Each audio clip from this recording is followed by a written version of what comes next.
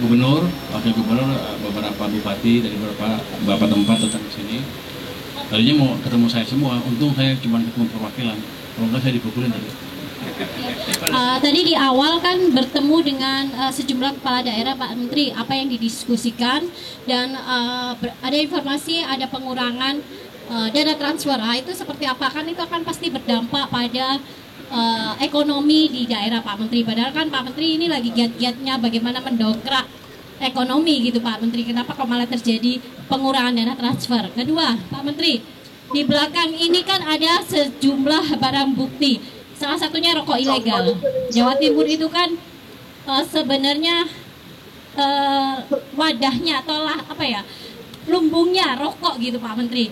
Ini kan sebenarnya pelaku usaha-usaha kecil, tapi mereka itu selalu mengeluhkan kesulitan dalam mendapatkan cukai, malah ditangkepi. Padahal kan ini kan potensi luar biasa yang kenapa tidak dilakukan pembinaan dan juga diresmikan, kan ini bisa menjadi pemasukan yang luar biasa untuk negara.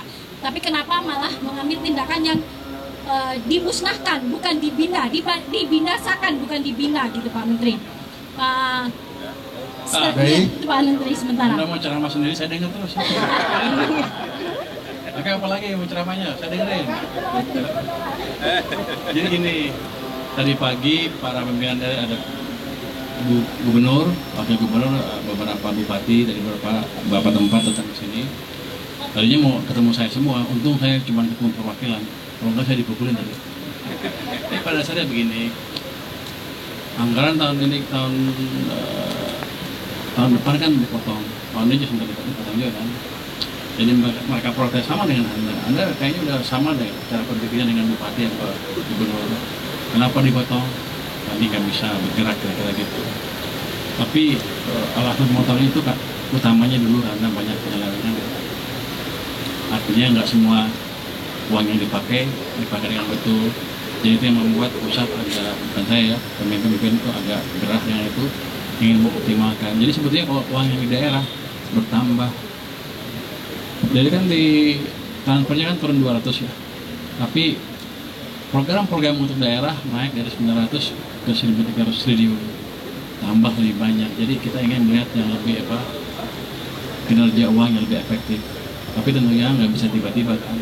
Makanya untuk tahun 2026 nanti itu kan tadinya APBN-nya berapa, kami tambah lagi dengan 43 triliun tahun daerah. Saya pikir untuk antara sudah cukup itu. Nanti kita lihat ke depan seperti apa. Kalau dalam triwulan pertama atau 2 tahun depan ekonominya membaik dan uang saya lebih banyak daripada sebelumnya, mungkin sebagian saya akan transfer lagi ke daerah. Jadi ekonomi di daerah sebetulnya uangnya nggak berkurang, malah ditambah secara net ya. Tapi kan biasa daerah kan pemerintah pengen jalanin sendiri. Jadi mereka mesti belajar juga, perbaiki cara mereka menyerap anggaran. Jangan rame-rame nanti ada penangkapan apa itu ya. Selama ini kita. Jadi kalau mereka bisa menunjukkan seperti itu, penyerapan yang baik dan bersih, harusnya saya bisa meraih pemimpin saya di atas untuk menambah dengan cepat. Ini utamanya. Tapi ya seperti itu.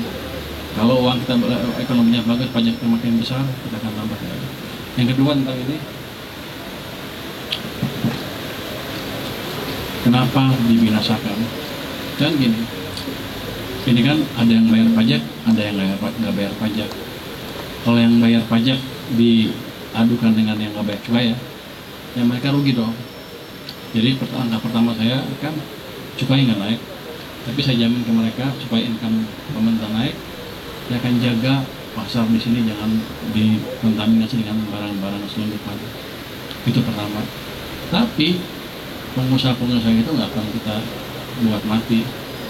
Kami sedang berencana untuk mengembangkan kawasan industri hasil tembakau yang lebih intensif lagi di daerah-daerah yang kita curigai menjadi pusat-pusat produksi ilegal di dalam negeri. Kalau luar negeri gampang, kita monitor pelan-pelan pelajaran yang lebih intensif.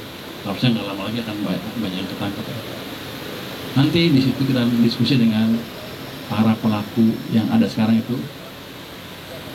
Kita akan definisikan atau tentukan seperti apa pola tarif yang pas untuk mereka.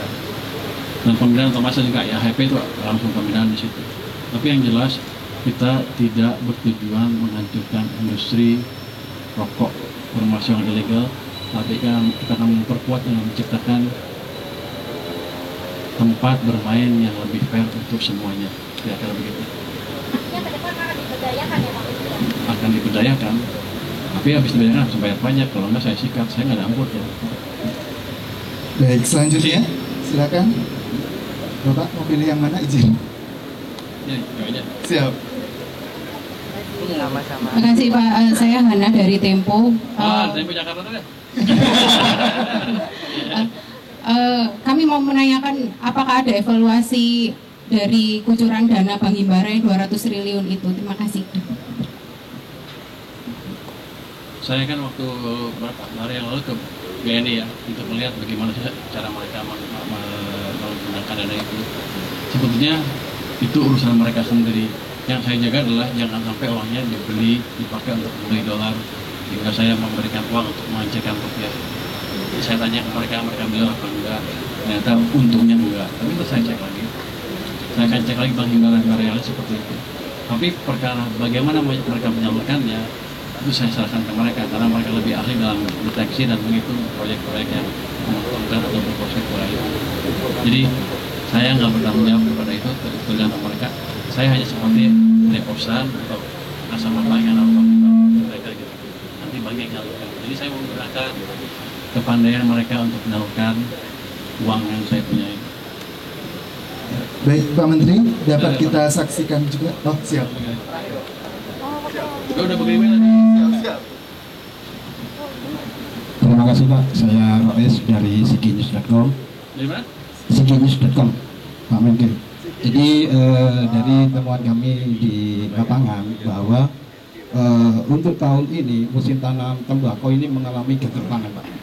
Jadi ketika kami di lapangan ini banyak petani yang mengeluh dan merasa hancur lebur karena ketika musim tanam ini dari investasi 30 juta per hektar untuk tanam tembakau ini hanya mendapatkan 1 juta rupiah. Pertanyaannya, apakah ada himbauan dari Pak Menkyu untuk Himbara agar mengeluarkan kebijakan relaksasi atau keringanan bagi para petani agar selanjutnya mereka ini bisa bercocok tanam kembali? Terima kasih Pak. Saya baru dengar berita ini, saya akan cek, tapi pada dasarnya Himbara beroperasi secara sendiri di luar pemenang Kementerian Keuangan. Kalau itu kan bukan Himbara, pemerintah yang masuk kalau itu, tapi ini kita lihat lagi nanti. Mana betul, tetangga Anda jangan-jangan yang bergagal. Saya baru dengar sekarang nih berita ini.